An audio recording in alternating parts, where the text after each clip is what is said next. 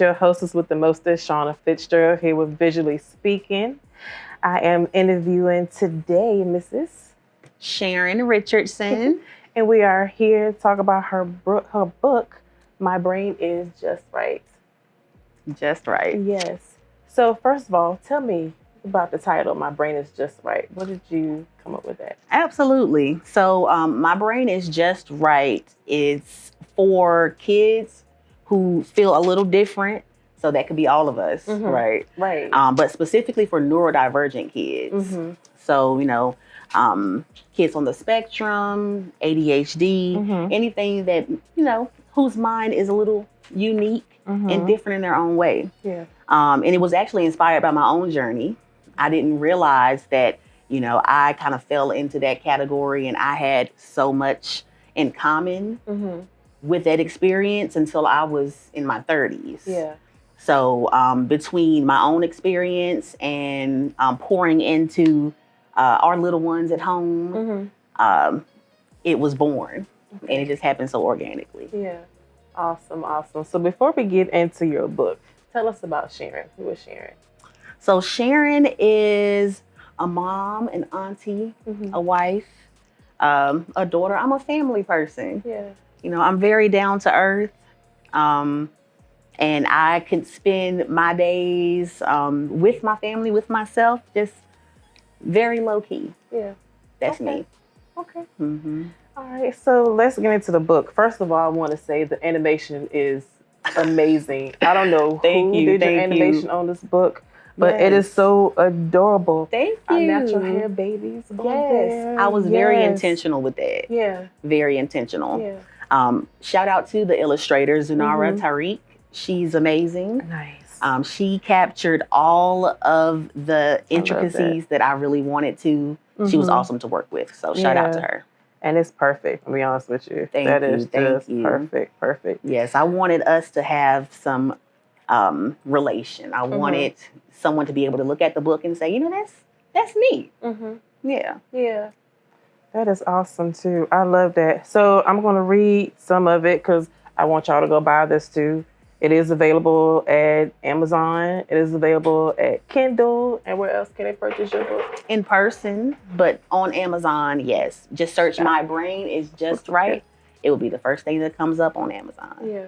Awesome. I love that. So one of the things I see here, my body helps me feel and know when I need to fast or I need to slow. I notice how I feel inside. I listen close and let it guide.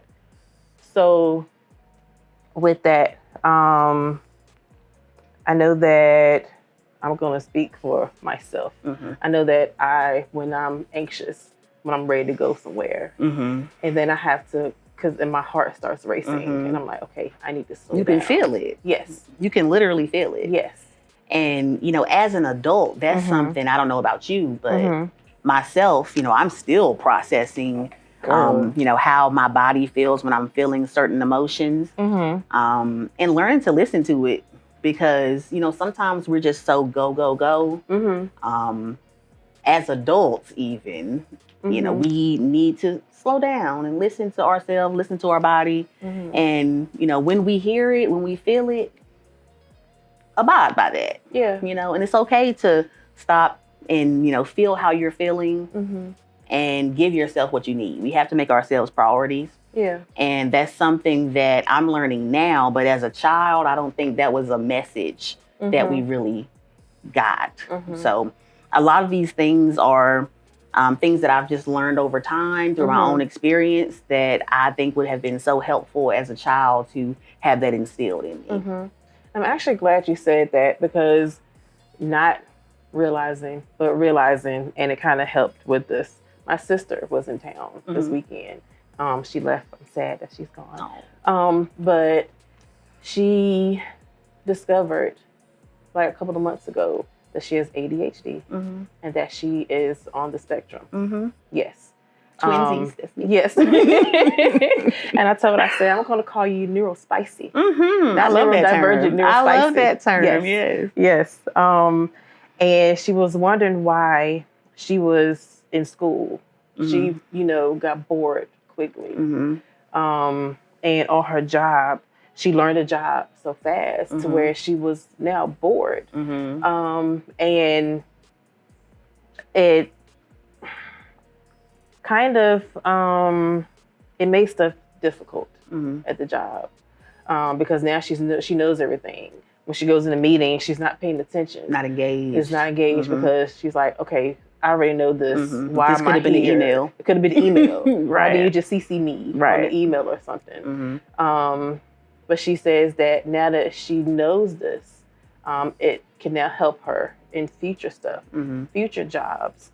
And it can help her in her personal life to slow down, to not be so anxious about stuff. To be okay and to give herself grace. That's the one. Yeah. That's the one. Yeah. You know, before I went on this experience and this journey and just deep dive, which is also a very neurodivergent trait to get so involved in, to get so involved in, you know, dig until you find your answer. That's kind of what led me here. But yes, I had that experience too. You know, in school, I was, you know, in the gifted class, you know, so all these good grades and nobody ever suspected a thing. But internally, there was a lot that I was processing, you know, socially. And just, you know, just trying to figure out life. But yes, I definitely can relate to your sister in that way at work. A lot of things come to us differently. Our brain processes things differently. Everybody's does, but our brains process things differently at a different speed and a different manner. And, you know, that can have a different experience for everyone. So just knowing that and understanding that can help you take the right steps to make sure that you are trying to be engaged and focused and, you know, gathering all the information that you need to in the way that works for you. Definitely agree. And I know that's a good thing from you saying that we all learn differently. The schools don't realize that. They don't realize that. Yes. Yeah. They have a curriculum and you stick by the curriculum. And if you don't stick by the curriculum, we're not going to pass you. Right. Or we're going to put you in this, not even the gifted class. We're going to put you in the special class because the fact that they feel like you're not keeping up with them. But you're past the point where they are. Right. And then that takes hits of confidence. And that can spiral you on a totally different trajectory, you know, which is another thing about my brain is just right. You know, I want kids to understand, even though I process things differently in my own way, you know, that is okay. You know, we can find the strengths in the way that I process things differently than, you know, my other classmates may. So, you know, finding the strength and acceptance and being able to see and appreciate those differences is what I wanted to kids to get out of this book. Yeah. I kind of wish your book was back then where we were younger. You know, but it all happens in due time. You know, I also wish, you know, I had some different knowledge and outlook on things back then. Because, you know, I didn't realize a thing until I was in my 30s. That's a long time. To spend trying to fix yourself or mold yourself into a shape that's not your shape. And, you know, ultimately, I want to make sure that kids don't feel like they have to have that pressure. Yeah. Absolutely. Not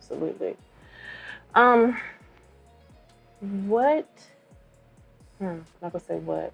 Why do you feel like that our parents, when we were younger, didn't, I'm not gonna say that they didn't take the time. Maybe they wasn't sure what to do. They weren't sure what to look for. Or if they did see it, they want to say, well, I don't want to categorize my child as such. Why do you think that was a thing? I mean, things were different back then. You know, there was a large lack of knowledge. People say, oh, everybody's autistic now. It's like, no, I think it's just the diagnosis is more readily available. When I was in school, autism was something that only, well, that was primarily little boys, specifically little boys not of color. And that's because, you know, everybody experiences things differently. So a lot of the traits that people thought, oh, this is autism, it was only a trait in that demographic, not realizing that you can also be autistic and not have the same actions as, you know, certain groups. Right. You know, so when they say that, you know, they like to put a stigma on young Black women in a certain way that we, you know, act and are perceived. Yeah. You know, there are just some things that's not the stigma, you know, that is just the outward demonstration of the neurospiciness. Yeah. You know? So I think ultimately, why did our parents not know? Because they didn't know. You know, doctors didn't know enough back then. Yeah. And it was a stigma. So like even if you were, you know, one of the few that actually got the diagnosis, you know, parents didn't want you to have that label. They didn't want you to feel like you were so different that you were, you know, you couldn't thrive socially. So I think that's a lot of it, that stigma. And that stigma's still kind of there today. It is. Let's not say it's not. Yeah. But I think it's more accepted today because the diagnosis is more readily available. Because you know kids that have autism. Right. You know people, you know, who do have ADHD. You know people who, you know, who are bipolar. You know, that's all falling under that umbrella of neurodivergence. Yeah. And you see it and you get that stigma lessens. So that's what I want also from this. You know, don't be afraid to say the word. You know, you're autistic. It's fine. Yeah. You know, and everybody processes that differently. They do. So, and it's not a bad thing at all. It's not a bad thing. Yeah. Yeah, definitely. Yeah, we out here thriving, surviving. I mean, we here. Not to say we ain't struggling, but who's not struggling? Who's not? But we here. We here. We woke up this morning. Yeah. And we have a new day to start over, to make things better, to, again, give ourselves grace. Yeah, we have the new day to do that. Yeah. Give me another excerpt out the book. Look, can I get the book? Yeah. Grab the book, girl. The book. Oh, this is the one. I flipped right to it. Okay. First, I just want to show the picture. I don't know if you can see it. Yeah. But some days my brain feels like it's stuck. It's hard to think or have much luck. That doesn't mean I'm not okay. I just need time to find my way. So, I mean, this is just, again, some more affirmations to encourage kids to know, hey, a bad day is a bad day. We all want to have them. Yeah. And it's okay. You know, sometimes we feel like, oh my gosh, I hate this anxiety. Why do I have this? You know, I'm not feeling myself today. And as a kid, you know, you don't have those names of anxiety and depression to put to it as a little child, but you might feel not yourself, you know? And that's okay. Yeah. You know, we all have to just work through things and give yourself grace. Say, look, you know, have your feelings, sit in those feelings. And when you feel well enough, that feeling will pass and we move on. Yeah. It's okay to be there. You know, I've tried to be big on emotional awareness because I don't think I was very emotionally aware.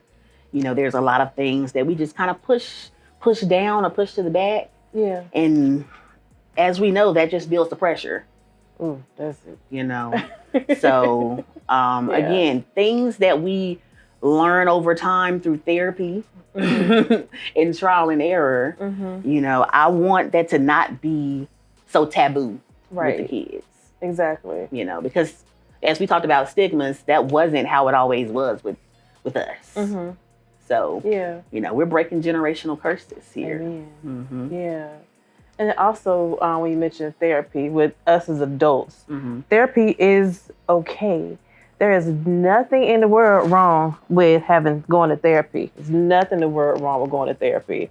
And I want you to realize that it's okay. I want you to realize that it is okay to go to therapy. That stigma, the bad headspace, that therapy is bad and that you're going to be judged for going to therapy. You're not going to be judged. If anything, it's going to help you in the long run of going to therapy. Yes. Yeah. Yes. It helps to put some words to feelings that you didn't know how to communicate, you know? And, you know, just to have somebody in your corner telling you to give yourself that grace. Give yourself the grace that you give others. Yeah. You know, the people that you love, you are more than willing to go out of your way to build them up. Words of positivity, you know, giving them benefit of the doubt. You know, just giving a human hand to them. But inside, you don't realize the negative words that you say to yourself. Every day. Like, you beat yourself up. We are inside. Our own worst critic. Yes. Yeah. And you have to train yourself to catch that critic and shut it down. You know, so the way that you would speak to your closest loved one is the way that you should speak to yourself. Yeah. Yeah. Absolutely. Again, that grace we got to give ourselves. Yes. Yeah. Yes. Because you'd be sitting at home, sitting in your head like, dang, I should have did this. Or why did I take so long to get A, B, and C done? Why didn't I do it this way? Why didn't I do it that way? Right. Or you have this conglomerate of things going on in your head that you got to compartmentalize so that you could be able to process throughout the day. All of that. Yeah. Right. And we have, I'm not going to say it's a problem. Yeah. It's not a problem. It's just we got to maneuver around it. It's a challenge. Yeah. Yeah. Yeah. Yeah. I mean, you know, with that, you know, kind of building off of, you know, why didn't I do it this way? Why am I taking so long to start this task, finish this task? And, you know, you beat yourself up for it. Like you really, but you wouldn't do that to your loved one. Yeah. You know, you would just say, it's okay, you know, try again next time. You know, talk to yourself like you talk to your kid. That part. Like the little kid too. Yeah. Not the little Not teenager. the teenager, but the little, it's okay, baby. It's not like, oh, you hit your head. It's all right. You know, you're going to be okay. You know, stuff like that. Like you try to build them up. Yeah. Like, why would you try to tear yourself down? And we need to talk to ourselves like that a lot more. Yes. Yeah. Yep. Yeah. Let's see. You have 2 boys? Yes. Okay. So, we are actually raising our nephews right now. Wow. Yep. So one is currently 6. The most inspiration for the book. Yeah. And then the other is 17. He's graduating this year. Oh, okay. Graduating. Yes, senior. Yep. Yeah. So they've been with us for 4 years. Wow. And before then, you know, we were auntie and uncle, you know, and having to kind of transition into that parental role has been a great journey. Yeah. Yeah. And, you know, at the same time, we are trying to not transition fully into the parental role, but we want to combine the two because they deserve auntie and uncle too. Absolutely. You know, but sometimes they need mom and dad too. Yeah. So that's been a fun journey. You know, we love it. They love it there. It's great. Yeah. Awesome. So tell me about your childhood. I'm an only child. Okay. So a lot of oh, that's weird. Like my little quirks, I negated it to like, I'm just the only child. I don't have any siblings. I'm just me being me in my own little world. But love my parents. Yeah. Just saw them today, actually. We came from a small country area in North Carolina, Warren County. Shout out 252. Hey, always the hometown. But it was. We're very down to earth people, and they never made me feel like anything was wrong with me. So another reason why we never investigated anything. I was just me being me. Yeah. And they were just them being them. Yeah. You know, because genetics. There's another thing to point out there. Yes. A lot of this genetics. Yes. Definitely. You know? Definitely. But of course, we didn't know a lot of things. So, you know, again, at the time, we're just us being us. The Davises. Yeah. Absolutely. And yeah, I had a great childhood. Okay. Yeah. No. But I did spend a lot of it wondering, why am I a little bit different than my classmates? You know, I had no problem being unique. I was always preached to that unique is fine. Different is fine. You know, but I never really was able to put a word to the difference. Yeah. Until I got older. Gotcha. Understood. Okay, so it's one thing that you mentioned that I want to talk about, and that's generational. That it's, you know, it's probably not even our parents. It could be our grandparents, our great-grandparents, and ancestral. So, like most things, it could skip generations. So it's not even that it could be you and then your parents. It could be from your great-grandparents and so forth. Yeah. So give me your thoughts on that. Yeah, I think that since science is progressing so much, I think that there could have been many examples of us being like our ancestors that we just did not have the opportunity to know about. Yeah.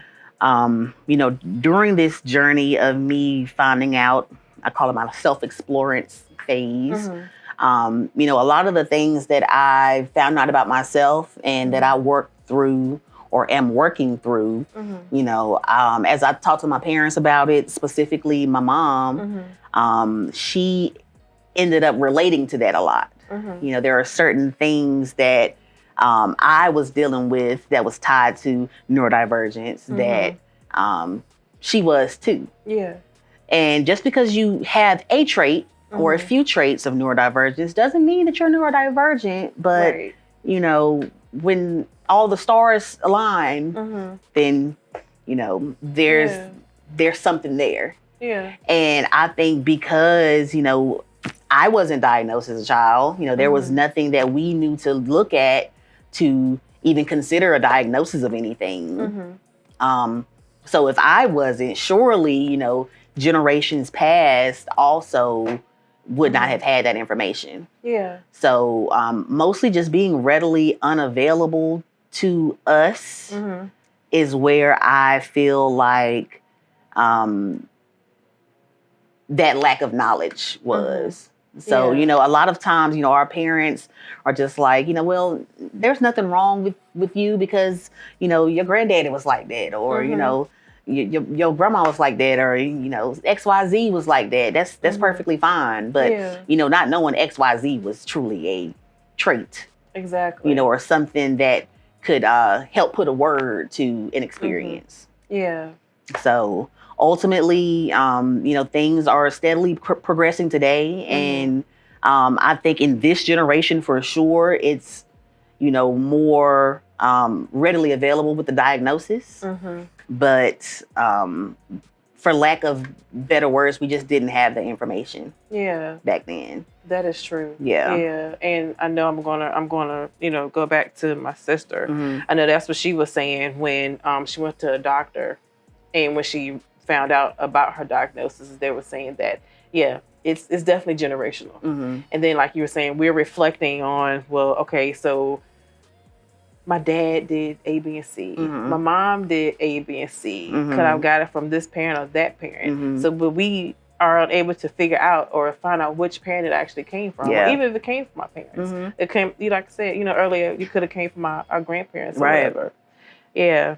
Yeah, it's just a guessing game, really. I mean, you know them, you know your parents to a certain extent, you know. But you know, we're not doctors, so we can't just pinpoint, you know, this is where it came from. Exactly. But there's an amongst the community, there's something that people tend to say is that, you know, neurospicy finds neurospicy. Right. So, you know, we tend to drift to people who are similar in certain ways to us.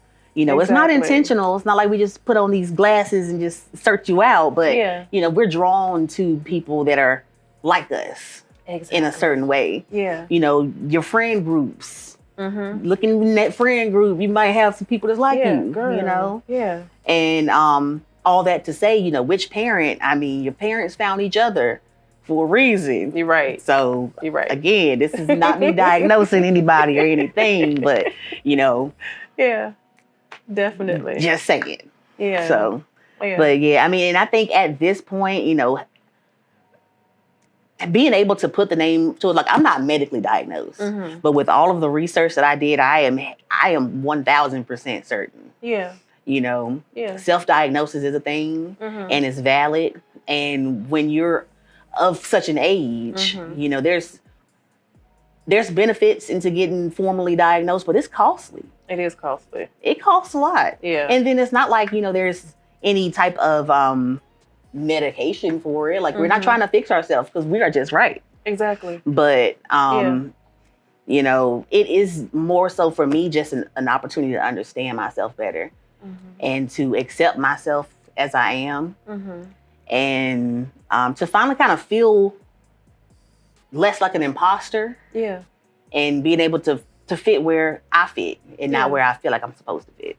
Exactly. Yeah. Exactly. Because although we're not normal is overrated at this point. Yeah. What is typical even? Like, what is that? Yeah, definitely. Yeah. So speaking on myself, so I will start one task and then, you know, I'll work on it and I'm like, I get lost or I'm overworking that. So then I start something else. And then I get frustrated with this task. And then I start something else. And I'm like, okay, so I need to finish my task. So I go back to the first one. I tinker with that a little bit. May not even touch the second one, go to the third one. Get frustrated again with that. I'm like, okay, I don't even want to do this anymore. So now I got this task sitting over here collecting dust. I go back to task 2, work on that, go back on 1, and I'm like, okay, I'm mentally overwhelmed at this present moment. Overstimulated. I want to do all of this, but I don't have the energy, elements, of capacity to do so. Right. But in my heart and in my head, I want to get this done. Yeah. Yeah. Yeah. Yes. I agree. I hear that. That's something that, shout out to therapy, they helped me. Yeah. Because I kind of look at that as a strength now. You know, example, I'm in the kitchen. I need to wash these dishes. I might wash a few. And then I look over at the counter like, I gotta throw this trash away. So then I go throw the trash away. Oh, the trash full. Let me take this trash out. Right. How many tasks am I away from the dishes right now? But look what else I got done though. Look how many hobbies you started. Look how many tasks you started. Yeah. You know, I look at that as a strength now. Before, you know, I could have beat myself up for that. Like, man, why can't I just finish these dishes? Like, all I had to do was do the dishes. Right. You know, or all I had to do was throw this trash away. I didn't have to go take it outside, but I did it. You know, I started the task and I did the thing. I did part of the thing. Yeah. You know, something that wouldn't have been done before is done now. Yeah. So, you know, you got to give yourself that grace and change your point of view from things. And accept it. Yeah. You know, I look at that as a positive now. Right. I do have little hobbies that I take on that I put to the wayside and never return. True to You Creations. Wow. That was my baby. Wow. I made t-shirts.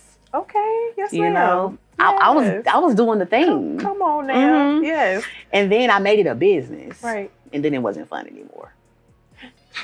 So she said it wasn't fun anymore. It wasn't fun anymore. Yeah. So I ended up not making t-shirts anymore. I still have the equipment at home. I still have the vinyl. Still got the heat press. Yeah. Software still on my computer. Wow. But I don't want to do it anymore. Understood. You know, so I went on to like, well, I'm gonna try this little artsy painting thing. I'm doing poor art, you know, now. I did a few paintings. I moved on. Still got the paint though. Yeah. Yeah, it's still there. Just in case I want to go back. But nah, I moved on. But then this book came, right? So I'm like, I think I might want to do this book. Yeah. So like 5 years ago, literally 5 years ago, Wow. before the boys ever moved in with us, my mom was like, because I don't like to work. I feel like I'm trapped in a prison when I'm working. I mean, I know we have to do it. We have to make income, but I do not like to work. Yeah. So I've always wanted to like figure out, how can I just not have to work? Like, how can I get out of this? Yeah. And my mom was like, you should write a book, a children's book. I was like, I'm sure I could, if I put my mind to it, I could probably do that. Yeah. But I didn't have any inspiration to write a children's book. Gotcha. I had no motivation to write a children's book. I had no idea what the topic would be. So that kind of just, went to the back of my mind. Yeah. And stayed there. Fast forward, I learned about neurodivergence. I learned about my journey. Carter and Camden moved in with us. Carter's like 2 at the time. Wow. So we're reading like little children's books at night. And, I'm trying to build affirmations, making sure that he knows positive words and, trying early on to not have him, have this low self-confidence, just trying to build him up. Yeah. And then at the same time, that's me going through therapy and like, I need to build myself up too, building myself up. Yeah. And it kind of just made sense. It kind of circled back around like, oh, this children's book thing. Wow. Like, it was a book specifically that I was reading to him. I was like, I can do this. Yeah. Like, I think I can do this and I can give words to the new generation that I wish I had when I was growing up. Yeah. And I can make sure it's the story that I want to tell. So hence this book comes up, right? Yeah. And these hobbies. Yeah. You start doing something and you get halfway through it and you might put it down and you might not come back to it. But that didn't happen with this book. Wow. And that felt so fulfilling. Yeah. To start it and finish it. And finish it. And finish it. And finish it. Like, I published that book. Yeah. Yes, ma'am. True to You Publishing. Remember I said True to You Creations? Yes. That's True to You Publishing. Come on now. Yeah. So you not completed 1, you completed 2 tasks. I completed 2 tasks. Yes. Absolutely. Yep. I don't know you like that, but I'm proud of you. Thank you so much. You're welcome. Thank you. I'm proud of you. You're welcome, as you should be. Thank you. Yeah, definitely. Wow. Yeah. That's awesome. That is awesome. One more thing. So, like I said, I'm going to go back to my sister. Okay. We're literally polar opposites. I'm not going to say dysfunctional because I'm not going to call myself dysfunctional. Okay. But she is the complete organization. Everything has to be in its place. Everything has a place and it has to be in its place. If it's moved, she's like, oh my God, who moved what? Literally, she's like, oh my God, who moved what? I feel that.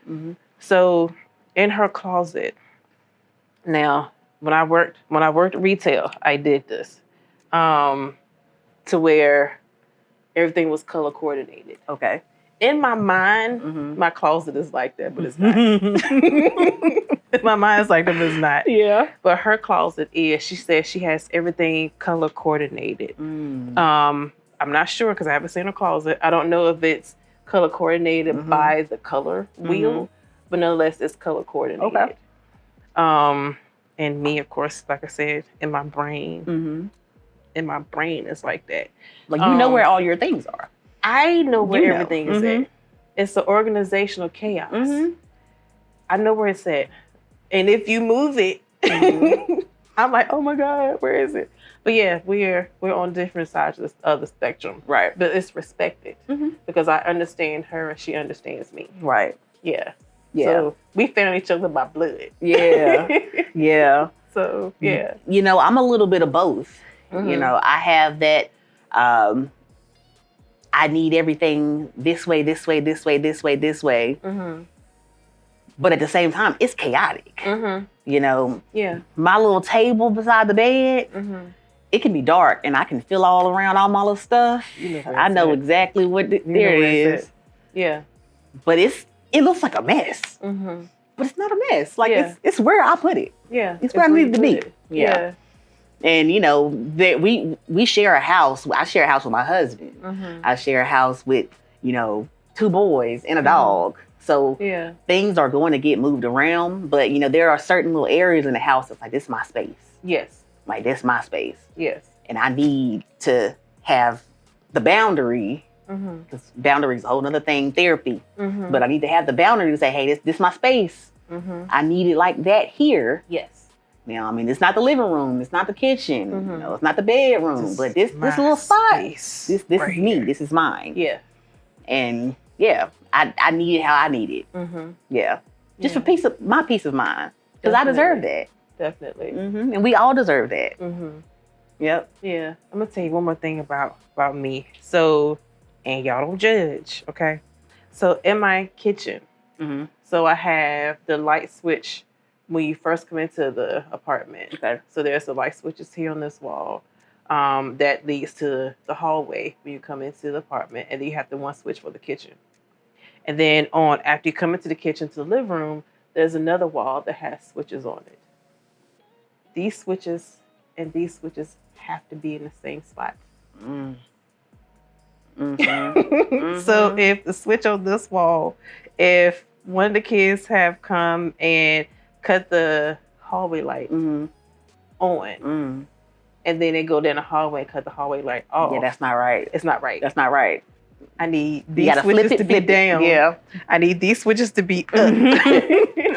And if they're not like that, I'm going all the way down the hallway, hitting that switch, and come all the way back up the hallway and flip that one. So these 2 can be up and these 3 can be down. Yeah. No, I feel you. I'm like, that is bad. Because that's your peace of mind. It is. It's your peace of mind. That's a little bit of my organization. That's organized. I feel that. There are like just certain things, that work for us. Yeah. There are certain things that, like, some people might feel like that's an inconvenience for them to need that. Yeah. But you feel much better when it's like that, right? So, like, why not give yourself that comfort? Yeah. With me, one of my things is, there's a lot of sensory issues with neurodivergence.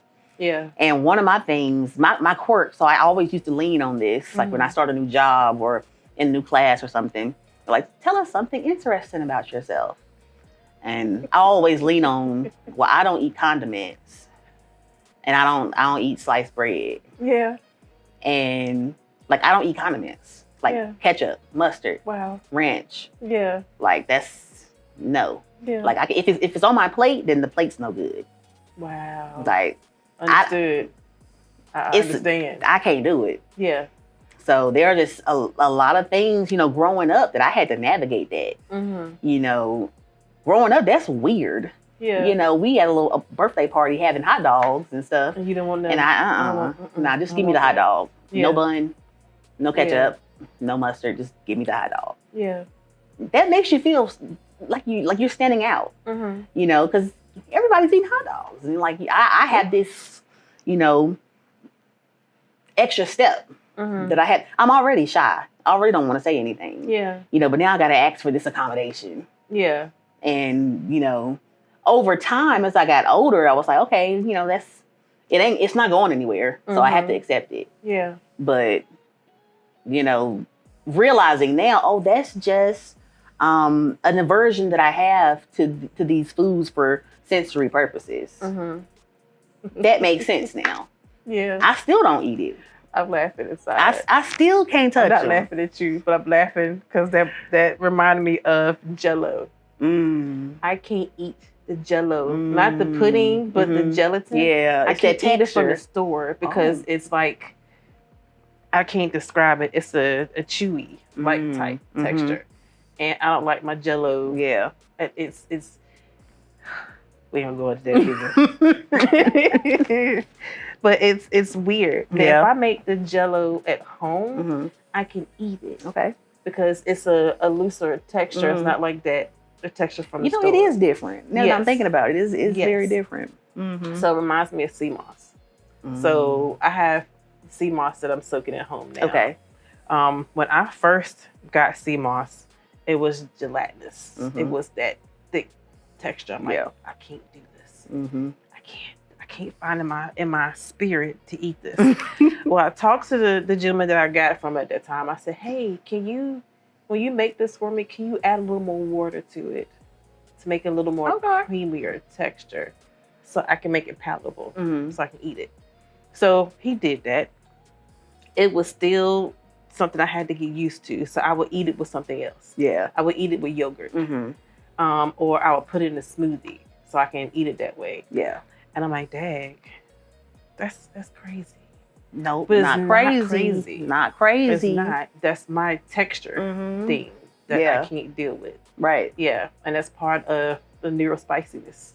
Yeah. Those textures, they mean something. And I have not been able to get out of that. Yeah. You know, and that's something now that I realize I don't have to. Yeah. You know, it's okay. Yeah. I've survived this long. Yeah. Not having that, not wanting that, and that's okay. Yeah. My brain is just right. I am able to make decisions that are comforting for me, and without feeling guilt for that. Definitely. Yeah. So, what is one thing that you would like to leave the audience?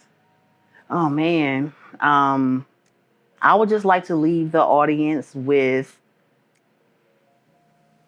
give yourself grace. Yeah, that's important. You are safe and loved the way that you are. You do not have to fit yourself into a shape or a mold that you are not. And the earlier that you realize that, the better. Yeah.